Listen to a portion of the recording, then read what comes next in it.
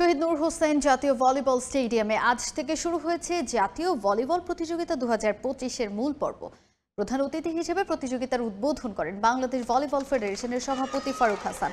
পুরুষ বিভাগে প্রথম ম্যাচে বাংলাদেশ নৌবাহিনী 3-0 সেটে বগুড়া জেলাকে এবং দ্বিতীয় ম্যাচে বাংলাদেশ বিদ্যুৎ উন্নয়ন বোর্ড 3-0 সেটে কুষ্টিয়া জেলাকে হারিয়েছে। এদিকে মহিলা বিভাগে বাংলাদেশ পুলিশ 3-0 সেটে সাতক্ষীরা জেলাকে পরাজিত করে। টুর্নামেন্টে পারফর্ম করা খেলোয়াড়দের নিয়ে পরবর্তীতে বিশেষ ক্যাম্প করবে ফেডারেশন।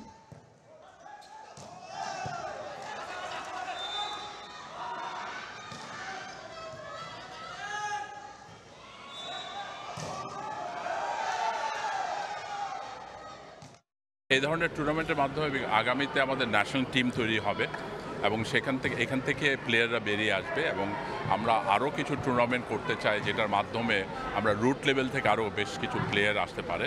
এবং এখানে আমাদের যে সীমাবদ্ধতা আছে মাঠের, এখন আমরা অ্যাটলিস্ট এই স্টেডিয়ামটাকে আমরা পুরোপুরি ইউটিলাইজ করতে চাই এবং সেখানে আরও প্র্যাকটিস ট্রেনিং করে আমাদের প্লেয়াররা যারা আসবে এদেরকে নিয়ে আমরা ইন্টারন্যাশনাল টুর্নামেন্টে যেতে চাই।